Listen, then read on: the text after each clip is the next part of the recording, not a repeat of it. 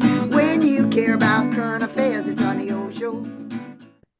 Welcome to the OShow, Canada's current affairs show with strong opinions. I'm your host, Laura Babcock, and go Blue Jays! Woo! We're in the World Series. It is the scandal panel, and I couldn't think of better guys to go into the weekend with all the breaking news overnight about Canada and the US. We'll get into all of it. But first, let's just take a little minute, Mark Cripps and Keith Leslie, to revel in the fact that for the first time in 32 years, the Jays are back in the World Series. Mark, I know how psyched you are. You're much more of a fan than I am. I'm a bandwagoner. How are you feeling today, my friend? I'm feeling great. I mean, I remember 92 and 93 very vividly. However, I can't say that I was like as big of a fan as I am now. I was saying to my wife the other day that I've probably watched or listened on the radio to 70% of the Blue Jays games this year. I feel intimately kind of like connected to the team. And I just love everything about this team, like the camaraderie and from everything from John Schneider, just letting the F-bombs fly on live TV. I mean, it's just so typical of the mentality of this team. And they're just such a good group of dudes. And I, more than anything, love this idea of us going up against the guy who rejected us, Ohtani, and like it's the David and Goliath story. I mean, you've got a $1 billion baseball team going up against, a 250, $300,000 team or $300 million team. And it's David and Goliath here. And so, at this point, I am win or lose, I feel like this season has been a huge success. And more than anything, we are very polarized in this country, but you know what? We all, I think, love the Blue Jays. It's Canada's team, and I love this kind of dynamic of, Canada versus the United States, and we can all come together and cheer for the Blue Jays to beat the Dodgers. So let's go Blue Jays. And, because it's a scandal panel, I'm going to push back. I don't think Canada is polarized at all. A majority of Quebecers are proud to be Canadians. We have all come united under this threat from the Trump regime. The numbers bear it out. There's just some loud vocal minorities who are propped up by US papers driving an agenda Yeah. that we're broken. We're not. It's Yeah. bullshit. The numbers don't stand up. We're going to get into the fact that Poilievre had the worst possible, ugly, nasty, horrible week that he could ever have, and I'm here for all of it. We'll get to Yeah. that in a minute. But Keith, where are you at with the oh, just to mention Poilievre, my dog started grumbling. I'm pumped. I don't know if I'm quite as pumped as Mark, but I'm very pumped. I too remember 92 and 93. We lived at Yonge and Wellington at the time. And so after the games, I got to a couple of the games, not the World Series, the championship games, Yeah. but we would go out after the World Series into the crowds after the game because we could hear them coming and we would out and join them. I've never felt that kind of massive crowd exuberance, just the joy of 500,000 people was the estimates. I mean, it went from basically Yonge and Front up to Yonge and Bloor, and it was just a sea of people. And it was so amazing. So for the city to get that pumped again. But to your point about all of Canada, I can't speak to the West, but of course I live in the East Coast now. Yeah. And there was a report on the CTV News out of Halifax last night about how the bars in St. John's, New Brunswick, and St. John's, Newfoundland, and St. John, New Brunswick are pumped and doing so well because of the Jays in the American League Championship Series and their playoff run so far. It's helping the bars in East Coast cities, let alone what it's doing, all over Southern Ontario, across the country. This is playing at absolutely Canada's team, and it's something, we all can be so proud of. But to Mark's point about, just watching lately, I haven't been watching that closely all season. And of course, I'm a playoff kind of guy. And to watch them and to watch the camaraderie and to watch, the coach, mounted to the mound, he's going to take the pitcher out. And the pitcher screaming at him. He says, I thought he was going to kill me. I just love that kind of like, that's okay. And the fact that the coach loved that he loved that passion, all of that, those stories, the Savage, that's true, like 6 games in the majors, he's pitching in the World Series, that kind of stuff. Take that, Ohtani, come up against this kid. So all of that stuff, I think the Jays are just a great, not a Cinderella story, but an underdog story still heading into the World Series. And I think that's fantastic. Well, like the coach said, he'd put these 26 guys up against any team. Doesn't matter how much money in the franchise and the Dodgers, doesn't matter they're superstars at the top of the batting order, these guys. And you guys mentioned something like, Savage, watching him pitch. I used to be a pitcher in baseball way back in high school. Unbelievable, the talent on that young kid, right? To be playing. He brought us to the brink of a couple grand slams and then doubles and took it out. Got out of it. Stressful, but really really, really good. But I have to say, I'm a huge Vladdy fan, so I jumped on the bandwagon, and I grew up in Montreal, and so I love the Expos, and to see Vladdy next to his dad in his little Expos Oh yeah. costume, and then him crying and him going, "Born for this," and like I tried to get a Vladdy jersey, Guerrero jersey, but they didn't have them, so I got just a Blue Jays jersey. Woohoo, Jays! But I have to say, the stories of this team are magical, all of them that we just cited, and I think for the moment in Canada, it's magical. So just last night, we had a change in our relationship with the U.S. I'm just going to take off my Jays jersey out of respect for the team because I may say some foul things. And I don't want the team to have to deal with my brandings, but I will keep my Jays Cup going. Okay, so last night, guys, we have to start with this, and we will get into Pierre Poilievre's very, very, very terrible, bad, awful week, which, as I said, I'm here for. But we had Carney do a speech to University of Ottawa. It was a lot of the same rhetoric from his campaign. A lot of let's build the country, let's make some sacrifices, let's own the G7 economies. This is a time to, he said, fortune favors the brave. We're stronger together. All that kind of good stuff. Laying up for his budget, but indicating then a couple of hours later that there might be an announcement of a Canada-US trade deal in the next 2 weeks leading up to the budget. And then, of course, Doug Ford ran $75 million of taxpayer-funded ads in the US using Reagan's voiceover from a Reagan speech. And now Trump announces in the middle of the night that all trade negotiations between Canada and the US are kaput. So, Keith, my friend, this is the second time Trump's done this to us in the last 10 months of hell. But, where are you when you heard the news? Well, not overly shocked. I mean, Baby Huey's throwing a tantrum, or Baby Donnie, I guess. There's a reason that a lot of those characters are balloons, inflatable balloons, portray him in a diaper as acting like a baby, and this is one of those cases. On the other hand, it's not unpredictable that Doug Ford running these ads in the United States during the American League Championship Series would come to Donald Trump's attention. I know that's what he wanted. Yeah. But now there's consequences, serious, bloody consequences. Because according to the Prime Minister today, who didn't refer at all to what happened overnight, but he said we were making progress on steel and aluminum in particular. Yeah. So all that, everything's just come to a dead stop again now because we poked the bear, and he's reacted, as I say, in a pretty predictable way in a sense. Now he's lying, bold-faced out lying, saying that it used the words out of context or edited Reagan. Yes, it was edited from a 5-minute speech down to a 1-minute commercial or ad, but it did not take anything out of context. Reagan was absolutely, even though the speech was at the time him introducing tariffs on Japan, he was trying to explain why. And at the very same time, he defended free trade as much as possible in the world. It was a vehement defense by the godfather of the Republican Party.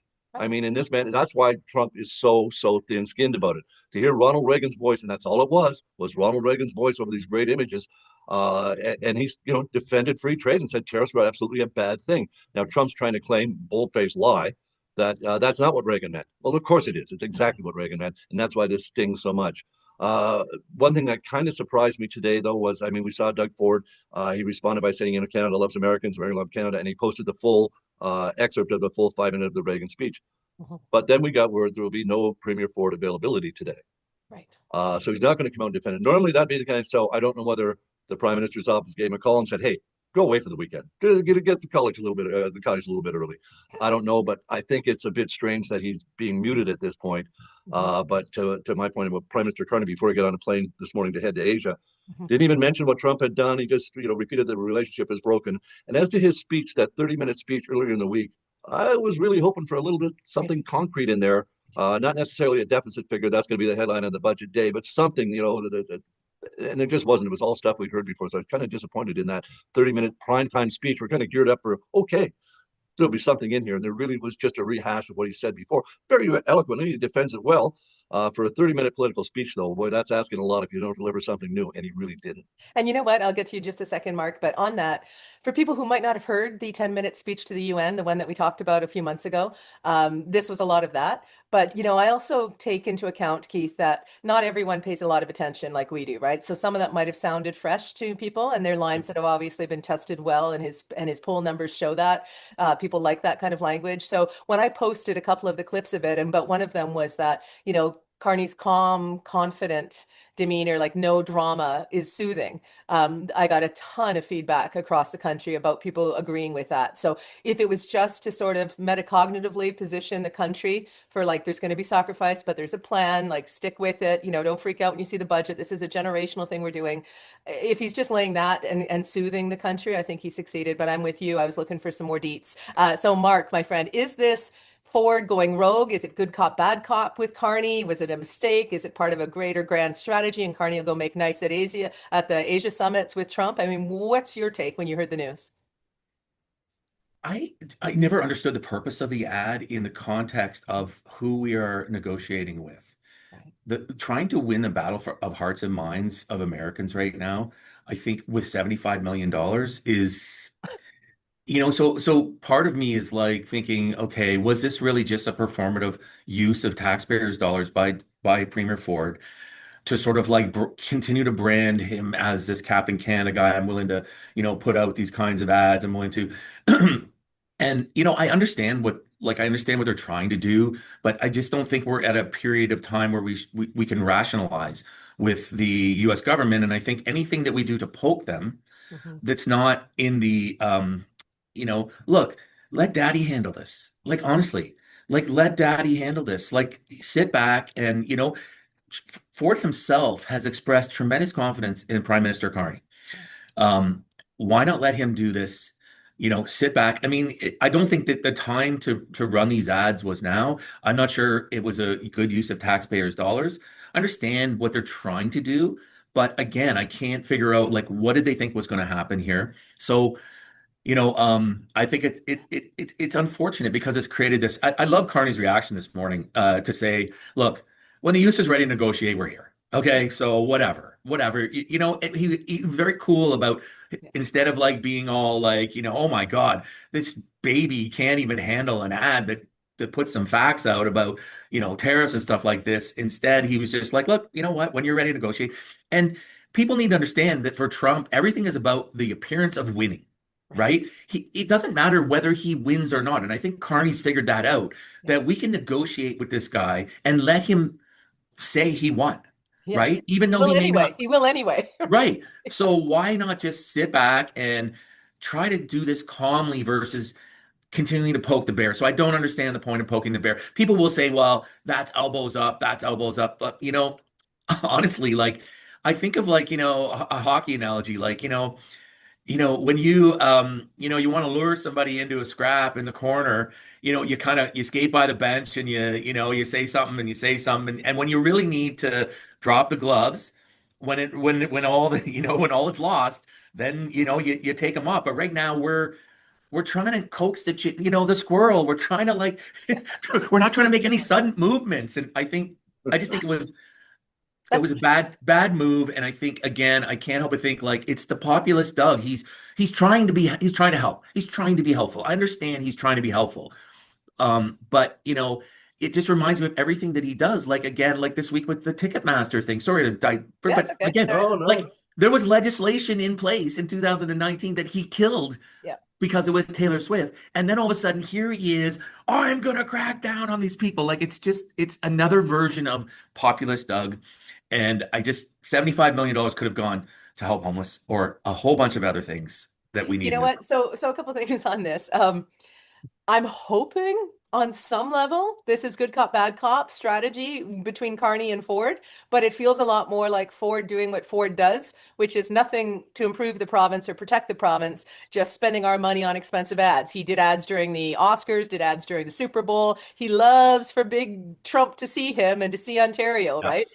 And Yes. so, given that he's in this scandal, I mean, let's talk about the Skills Development Fund fiasco, guys. I had Kathleen Wynne on the pod last week, the former premier, and she's like, we're both like, these are the same words they used to describe the Greenbelt scandal. You've got the same kind of mechanisms, only it feels even more brazen now. You've got the minister. There's calls, of course, from the opposition for him to step down. The minister who went to a Paris wedding and to an expensive hockey game. All this money flowing, billions flowing from Ford and his government to their cozy buddies. All these companies getting our money that wouldn't have gotten it by any any metric that we're allowed to see. In other words, it looks like complete pay to play, looks like corruption, and you've got the Ford government doing what now?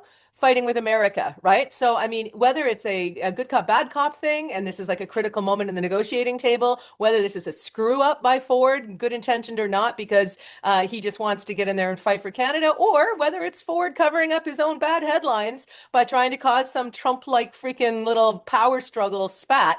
I don't know, but I woke up this morning feeling worse about Canada than I did when I heard Carney talk our position. And I got to do a TVO live thing on Sunday with Steve Paikin about Canada-US relations. And it's like, can we pick a narrative in this country? No, You know, it's that fire hose. I said to the producer, like, I'll be deciding what I'm going to say as I'm looking at my phone when the lights go on. Like, come on, it's nuts. That, So, that, go ahead, Keith. Go ahead. I was just going to say that whole skills development thing. At least the opposition parties in the legislature finally resumed this week after 19 weeks off. That's They Ford's focused fault. on Ford this. took the freaking Oh, 19-week break from absolutely. transparency. They at least focused on this, and they focused on Minister Puccini, who is so heavily conflicted, obviously conflicted with personal relationships, and yet money from the Skills Development Fund, tens of millions of dollars going to people very closely associated to the premier, to his campaign manager, to the Conservatives, big donors, big friends, close relationships. But Minister Puccini himself, the Labour Minister, we found out even more this week. The Trillium's been doing some fantastic reporting on this, and they just keep squeezing out more and more and more. But one thing they dug up was that, and this ties back to the Greenbelt scandal, when Mr. Puccini wasn't Labour Minister, but the Environment Minister. And if you remember in the Greenbelt report from the Auditor General and the Integrity Commissioner, they couldn't name this lobbyist, so they named him Mr. X. Yeah. He was a developer, the lobbyist, former Mayor Clarington. Yeah. Well, he's now launched the Mr. X podcast. And in his very first version, he says that when he was at a fundraiser for then Environment Minister Puccini in his riding with several other developers, Puccini told him, this is just before the 2022 election, the Greenbelt's going to be open. It's going to be open some parts to developers. And they said, what? And the commissioner, this is in the transcript of the commissioner's office, under oath. What else did he say? Don't tell anyone. So this is the same minister. So we've got the minister involved in leaking Greenbelt stuff to developers that it's going to be opened up when they promised they wouldn't. And then this same guy is now the Labour minister who is overruling the civil servants who set out all these criteria and the low-rated applicants for these skilled development funds.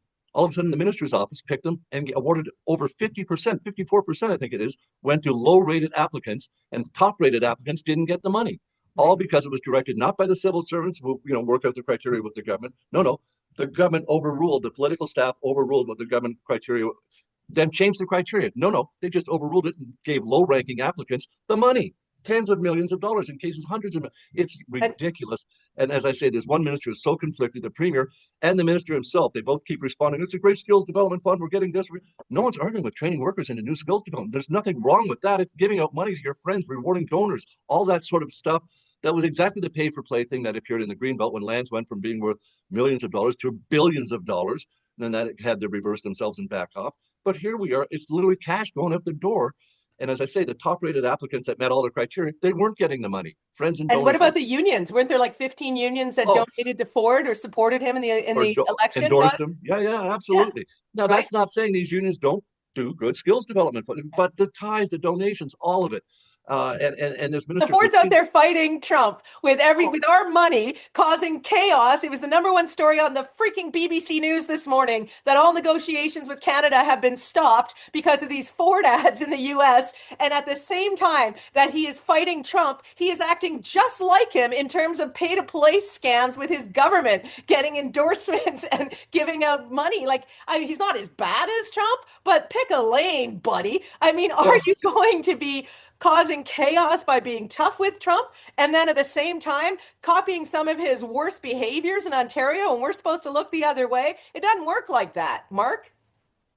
I think Keith, and you raise a good connection there. Puccini's in labor for a reason, and that's to maintain relationships with the private sector unions, and a good way to do that is through these conservative lobbying firms with connections to the government and connections to all these unions.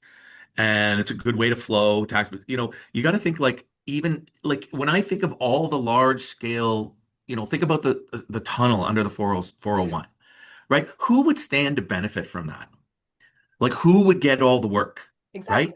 We know exactly who they are. We don't have to name them. They're the same names as the Greenbelt. They're same names, right? And it's basically the Minister of Labor has become a connection to the rich donors in the labor movement, right?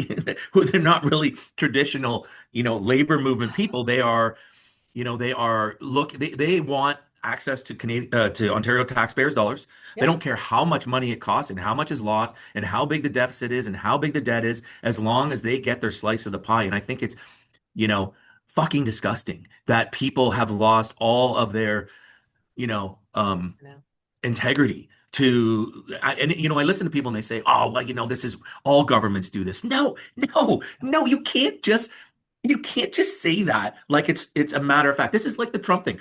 You know, they just make everything truth, right? It's just a lie becomes truth.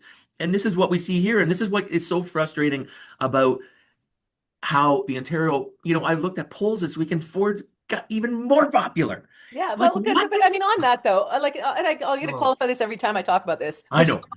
Is that because there's no real alternative. I know.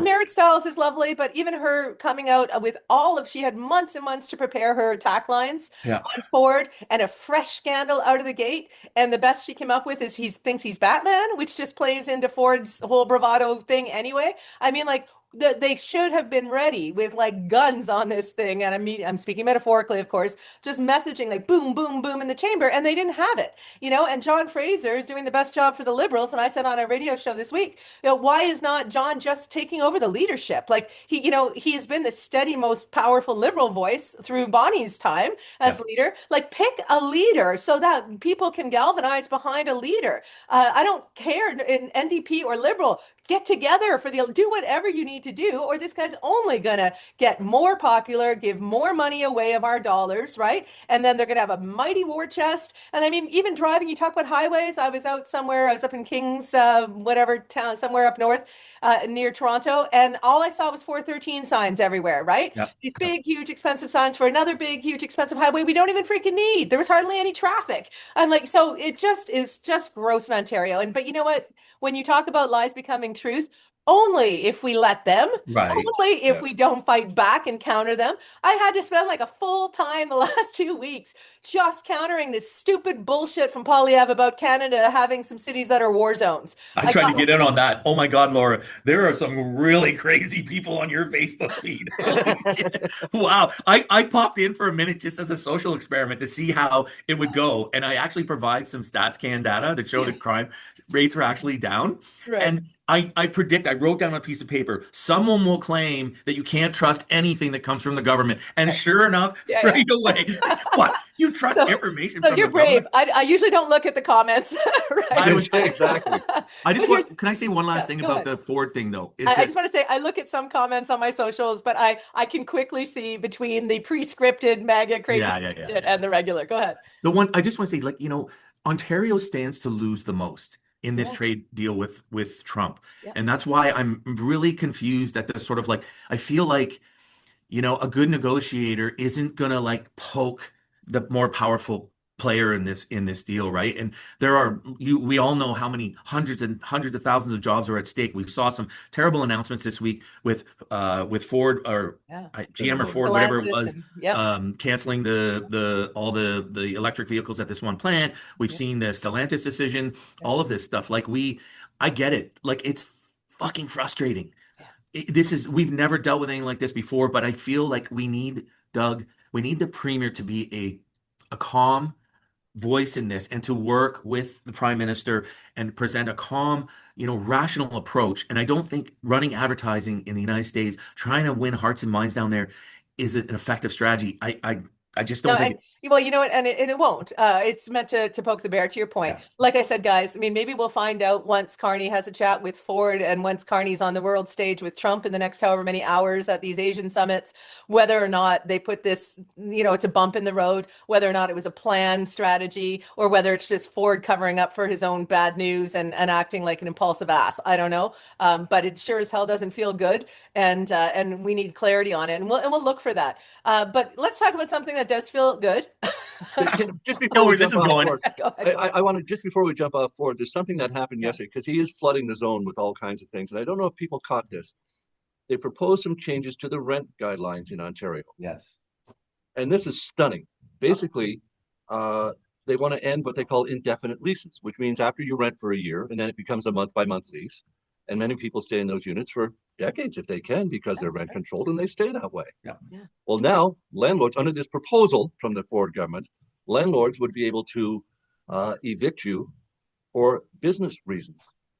If the business case, in other words, I know a friend who's living in a nice rent-controlled apartment in a house right down on the lakeshore in Toronto, lovely place that would be triple in rent overnight if his landlord was able to evict. I'm not saying most landlords, they're not in a position or they would want to do that, but when they're faced with those kind of numbers, that if you can make a business case, well, yeah, I can make 3 times as much money in the rent. Then you can start evicting people. And who's going to get evicted? People that are full-time, lifelong renters. People in their 60s and 70s, all of a sudden, are going to find you out on the street. You can go find somewhere else. And of course, the whole point being there is nowhere else to rent because the rents are not controlled in any building built after 1990 or excuse me, 70, 72, I think it is. So this breaks my heart. I didn't hear that, and it makes me so freaking sad. Partly because we know what happened when rent controls were removed. In Hamilton alone, they went up 800% rents, right? We had a massive influx of people who became homeless because of it. There's stats around this, like people I talk to all the time got rent evicted, whatever. One building went into a co-op, just all the people got together to buy the building to save themselves. Like, it's been terrible. And just this past week, when I was working on the food line, I met a man who, I like to say hi to everybody and meet all the new people, right? And this gentleman, I won't say his name, but he said, I've never been here before. And I go, yeah, I haven't seen you before. I'm Laura, blah, blah, blah.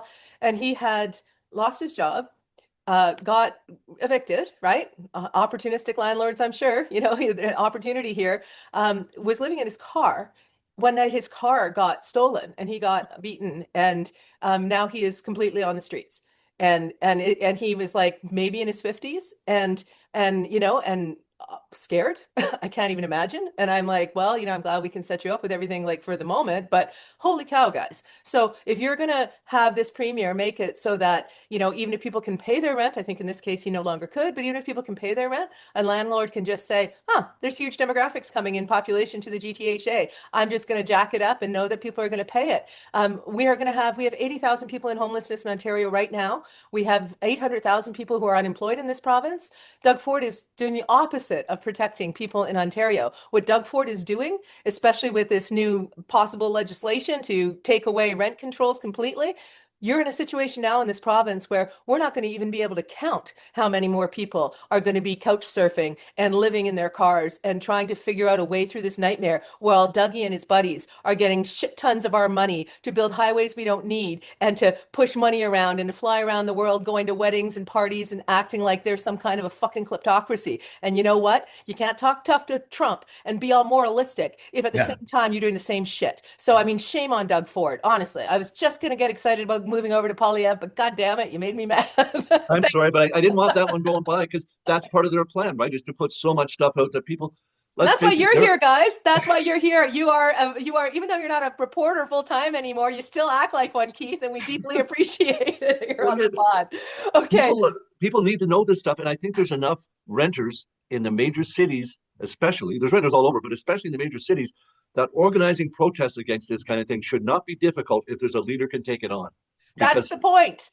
That's the point. With the Greenbelt, we had a huge system of stop sprawl groups that got together. There's tons of them, and they all work together and the Green Party, everybody else. Who is leading the charge against Ford on any of these things? That's the freaking point. And, it's very frustrating. The 3.5% rule, they almost got there in the US with no kings. They're going to have to do it again and get over 11 million to meet the threshold for peaceful protest against autocratic governments to work. In Ontario, I don't know the math. My math sucks, but it's a hell of a lot of people and it has to be sustained. And the only way to stop Ford is to have an alternative leadership model that people can get behind. So let's just go to national for a second here, guys. And that is not a second, because I think this deserves a good conversation. Yeah. So Pierre Poilievre managed to piss off just about everybody who is not one of his lackeys or one of his paid defenders or working for a newspaper that's American owned that's trying to give him some cover. Even in those newspapers, Pierre Poilievre was getting slammed because not only did he, in his disgusting, supercilious way, where he's all arrogant and above everybody else, sitting back in a podcast talking about Trudeau's crimes and, should go to jail if there's crimes, right? Shit that no Canadian politician has ever said about another leader. But then also indict the RCMP and say that the commissioner needs to resign. He indicts their integrity. They're like, well, then come and meet with us. Pierre, has he yet? I don't know, but I know he's come out and said that Canada didn't hear him say exactly what he said in that podcast. He doesn't have the fucking charisma of Trump to double down and to gaslight us and to try to tell us as a nation we didn't see what we freaking saw him say. He can't pull it off. Sorry, Pierre, you can run Trump's playbook, you can steal his language, you can bullshit everybody about war zones, you can endanger our country with your shit, but you can't pull it off. You've lost the narrative on this. Ain't nobody supporting you. And guys, when I saw rumors that maybe 3 MPs might cross the floor because they're so disgusted in Poilievre in the last week, I'm like, delicious. Where are you at with this, Mark? You know, it's funny because in one hand he's talking about crime-ridden streets, and then the second hand he's criticizing Canada's National Police Force. I mean, it's just so. I can't help but think, I think we've all predicted this, that he wasn't going to change his ways, that he wasn't going to learn the lesson, that he was too arrogant or too stupid to figure out that, what he's selling, people are not buying. And so I'm trying to think, like, what's going on here? Like, what is he thinking? Yeah. And I've come to the conclusion that this is all about January.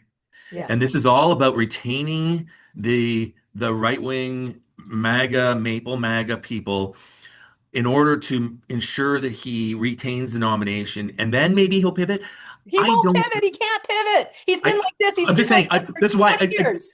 It doesn't make any sense, Laura. You're absolutely right. Like, I'm trying to make sense of it. I'm fucking trying to make sense of this, and I cannot make sense of it. And now, what's wrong with my theory? He's trying to be like Trump because he saw it work for Trump, but he can't pull it off. Oh my God. Canadians aren't fucking stupid. Who's advising him of that's a winning strategy? Oh my God.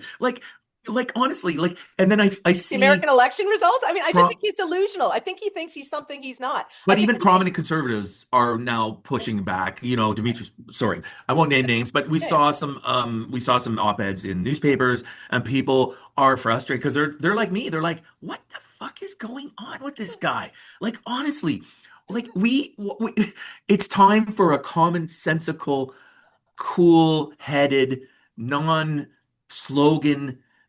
leader of the Conservative Party to present an option to Carney. And, for me, as somebody who, I've voted Conservative in the past, I'm not on their plane right now, but I mean, at the end of the day, I can't vote for them with Pierre as their leader. And if other people can't come to that conclusion as well, then keep him, please keep him as your leader.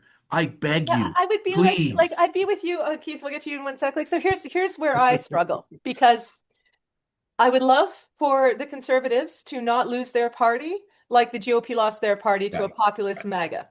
That is where it's going to go if they keep backing Poilievre. They will lose the Conservative Party of Canada. It will become the Canadian MAGA Party under Poilievre. There's this movement in other countries as well, right? And that is something that will make them possibly never electable, because he's such a I don't want to use what was the famous word? Was it Fife who said he's a dick? That Poilievre is a dick? Was it Fife who said that Poilievre is a dick? Everyone says he's a dick. Yeah. I think Fife said on TV that everyone thinks Poilievre's a dick. So that's right. They can. I just want to make that clear. Yes. That he said that Poilievre's a dick.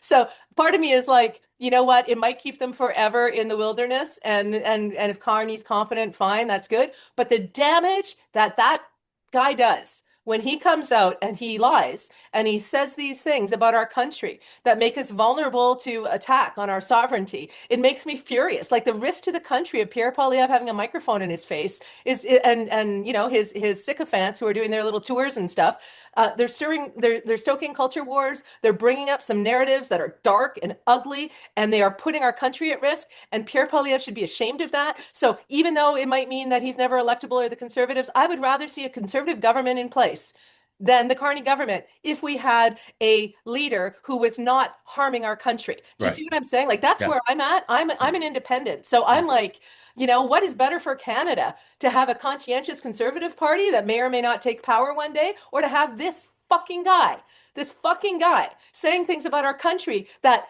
all day long I see are MAGA narratives to take Canada, and he is making it easier for them. And that, to me, is fucking disgusting. And I got in a big fight on the radio on Monday about it, and I'll fight about it till the day I die. Keith?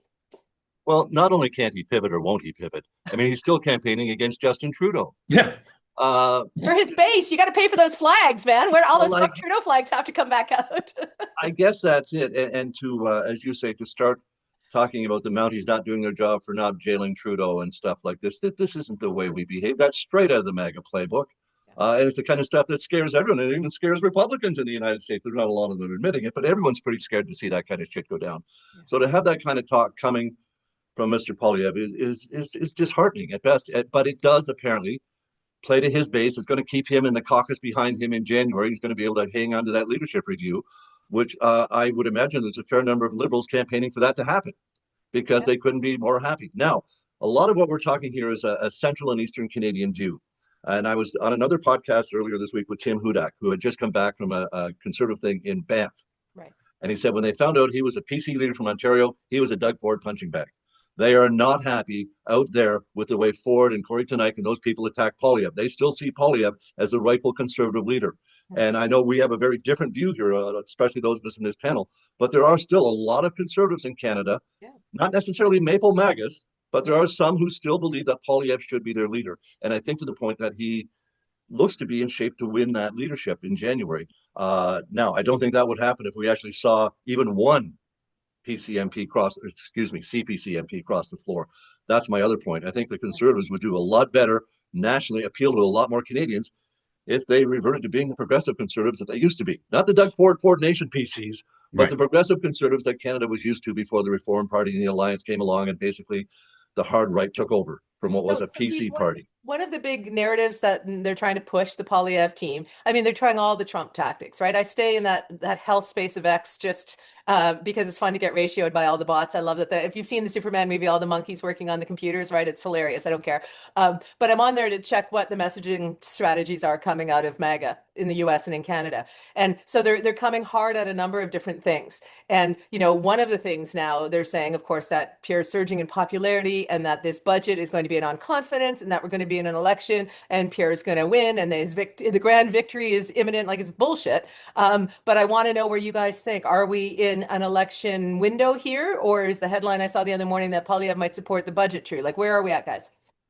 Well, if he doesn't, other parties will, because nobody wants an election right now. The NDP don't have a leader, so it'll be incumbent upon them to throw their support behind the budget, whether they like it or not. None of the other opposition parties are clamoring to have an election right now. So all of that is a bit of posturing. I was a bit surprised when I heard the Liberal minister say that there was a risk about that the other day. I think that was a bit of politicking. And I know that, the very next day, Champagne was downplaying that. And even the guy who said it was downplaying it, sort of like, oh, well, we didn't really mean, there's not going to be an election. I don't, to Keith's point about Pierre still enjoys popularity for sure. Right. But it's by the aggrieved. It's, when I think about who, Pierre is he's the leader of the aggrieved. Those that feel that they are somehow, they have been aggrieved. And Alberta and Western Canada, to much extent, have been that way forever, right? Like, I mean, it's just, since Trudeau, the Trudeau Senior, in this, whatever it was, 80s or whatever, I can't remember, they've never let that go. So, the problem is that doesn't resonate into the Prime Minister's office because he's not, he west of Saskatchewan, or sorry, east of Saskatchewan, he doesn't enjoy that kind of, it's more like people here are like, we just want Canada to work. We just want Canada to work. And, I think a lot of people in the West want Canada to work too, but there is this feeling of being aggrieved. And I think he speaks to that. Absolutely. He's there's a way to do that though. He's peevish, and it worked for Trump, right? Trump started off after he got mad at Obama at that dinner because he was embarrassed, right? Yeah. He and the guys who wrote that joke for Obama, I think, are still wincing. They wish they hadn't written it. But the point is that Obama said it. Trump got pissed. And what he did was he had people scour the right-wing radio shows to see what those anger pain point narratives were. And then he absolutely channeled them. And so it is a winning populist strategy as old as time. It's, how fascism rose back in the day, how badly Germany was left after World War I and all this anger and rhetoric and grievance, and it fuels an angry, ugly part of our nature, and our better angels become demons and we look to punish and to get payback. And that is a terrible, way to run a country. It's a Yeah. terrible way to run the world. It's terrible. We teach our children not to be like that. We try ourselves not to be like that. So when you see a politician out there purposely pumping out these mean, bitter, bullshit narratives just to make people feel angry, it's a Mhm. dangerous ass game. And as Kathleen Wynne said last week on the pod, it's kind of hard to put that back after Yeah. you let that out. Yeah. So, I mean, I just want to say for all of the people who subscribe to the OShow, thank you. Please share it, keep pushing out the clips and everything else, because we have to fight back against this bullshit. We have to call it out. So this past weekend, I'm so angry about the war zone comments that I actually asked Canadians to post pictures of their neighborhoods and their cities to see where these war zones are, and of course flooded all social media's beautiful, peaceful pictures, funny things from across the country. As I said, I got into a fight about it on the radio on Monday morning, and an ER doctor in Toronto took the time to go out and do a live report from Toronto, the war zone in his backyard, right? Just because Canadians, they don't want our country to fall into the ignorance and the gaslighting and the kleptocracy and the cruelty of Trump's MAGA America. And Pierre Poilievre is pushing the country's conversation in a very dangerous way. And we have to, as Canadians, we cannot sit by anymore and say, oh, he's just an idiot. We have to say that is a lie. If I could tell you guys how many times I had to say in the last week, that is a lie. Yes. But it is a lie. It's a fact that it's a lie. We can see with our own eyes it's a lie. We don't have war zones in this country. It's a lie. And when we hear Poilievre say things that are a lie, don't just chalk it up to some political gamesmanship. The stakes are far too high. We have to just call it out constantly. Go out with your neighbors. Tell them he's bullshitting about war zones. See how your neighbors feel about that, right? Say, you know what, crime is terrible in some cases and some incidents are horrible and we need reforms to our bail system and we need better this and that and the other thing, resourcing, but for fuck's sakes, there are no war zones in Canada. It's a fucking lie. And every time that Poilievre lies or anyone from his party lies or his MAGA movement lies, we need to call it out, Canada, because we're fighting for our country. Keith, Mark, final comments, and then we'll end on some Blue Jays happiness. Trump stormtroopers, ICE stormtroopers, are the ones creating war zones in the U.S. cities. That's right. As for war zones in Canadian cities, I mean, come on. It's beyond laughable as to being, as you say, a flat out lie. It's just not true. And Canadians don't buy that bullshit. I don't know who that appeals to, other than, perhaps crime victims and people who, yes, bail reform is clearly needed. But other than that particular issue, it's just not, war in the streets. And when there was a great piece recently on Fox News with a young new Fox reporter, and he was out in the streets of New York asking people, are you afraid to be on the streets of New York? Are you afraid to walk around here? And they all said, no, I live here. We come here. The police do their job. And he came back, and the studio response was, I didn't expect those responses because you only watch Fox News. I mean, it's so predictable what's going on, and we just have to fight that here. And your thing is bang on. Call it a lie for a lie. The streets are not war zones. Are there issues? Absolutely. But we are not. There's no one afraid to go out at night in Canada. Are there neighborhoods you wouldn't walk in after dark? Yeah, pretty sure there are. Any city. It was so stupid that I had to say, you know what, I've literally walked in every downtown of every large city in this country, with the exception of Edmonton, at night on my own. I travel, I go out at night. I'm adventurous. I do it all over the world, maybe stupid, but I'm a fairly tall, large and in charge individual, so I don't worry too much. I don't recommend it to everybody all the time. There are some dangerous areas, right? But you know what? There's no war zones. And people came back and go, that's a lie. You did not walk in Winnipeg. I go, I lived there for 6 years. I fucking did. I'm not going to have you lie about my life. And I'm not going to have, you can't take the truth away. The truth is the truth, guys. So people in Canada don't want to call things a lie because it seems tough. Well, there's no legislation. There's a petition to get so that members of the House of Commons cannot outright lie.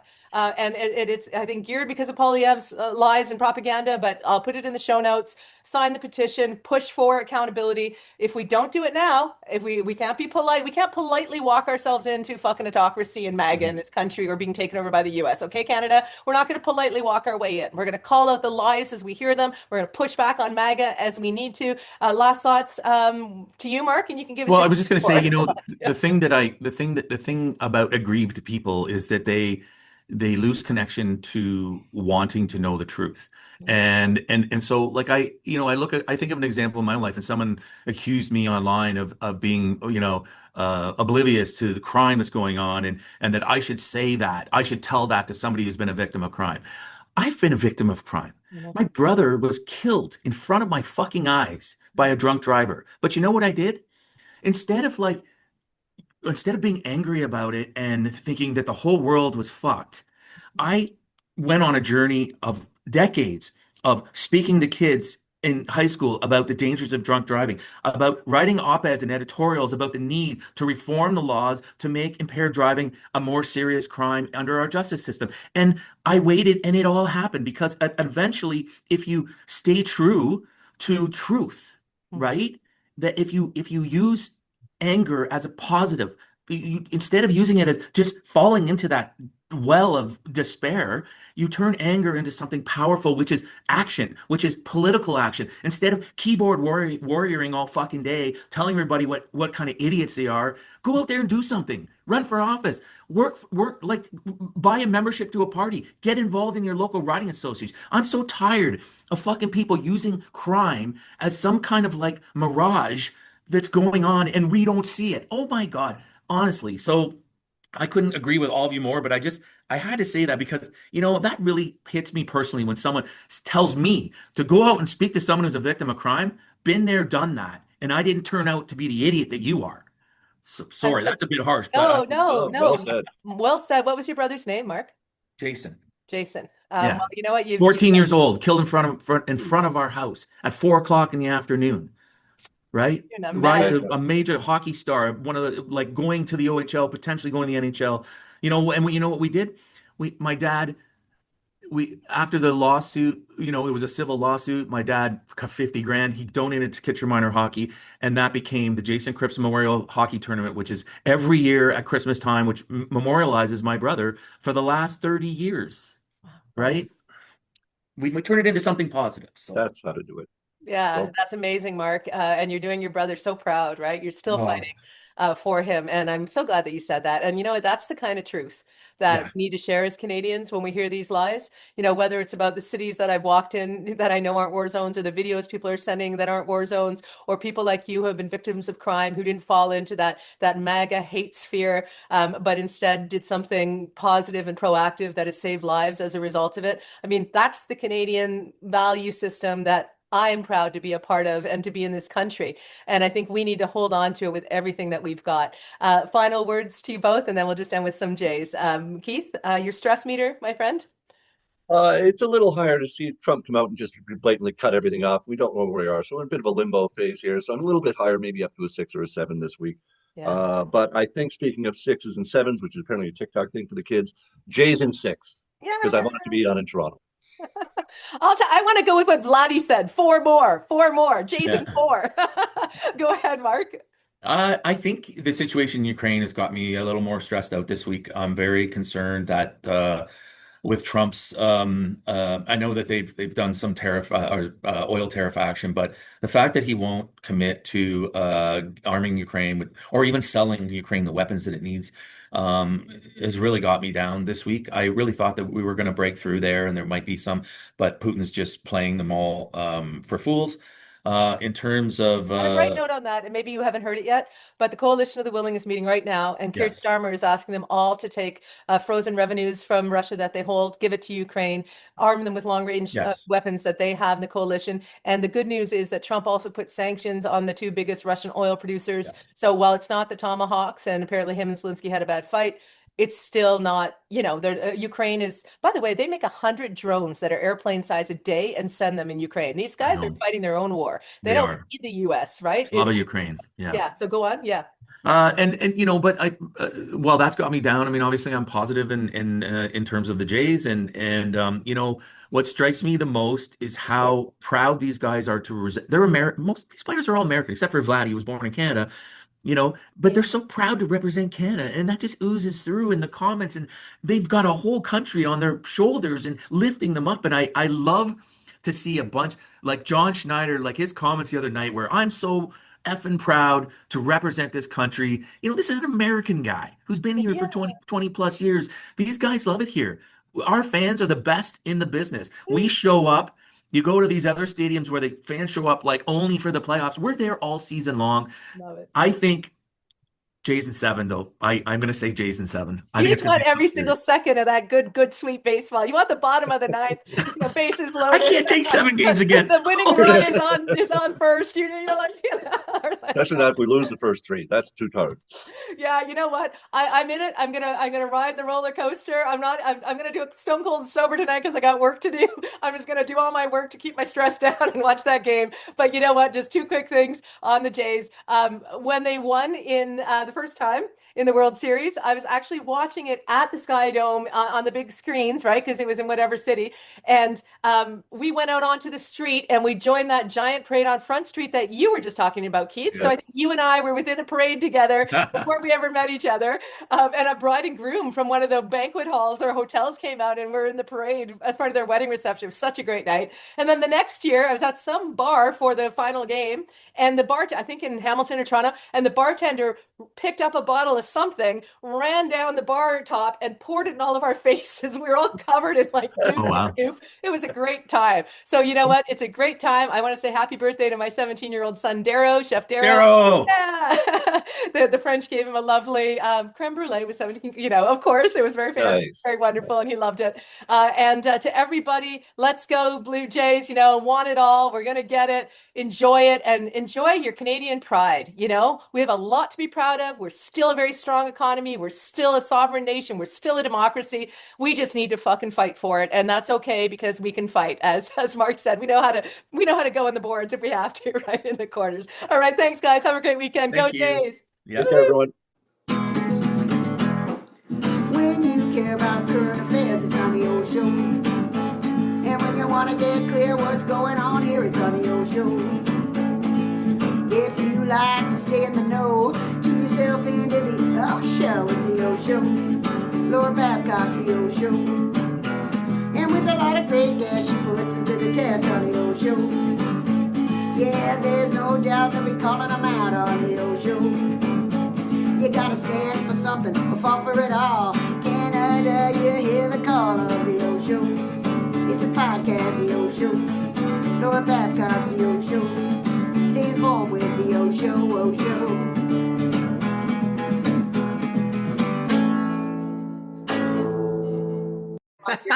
Your merch bid.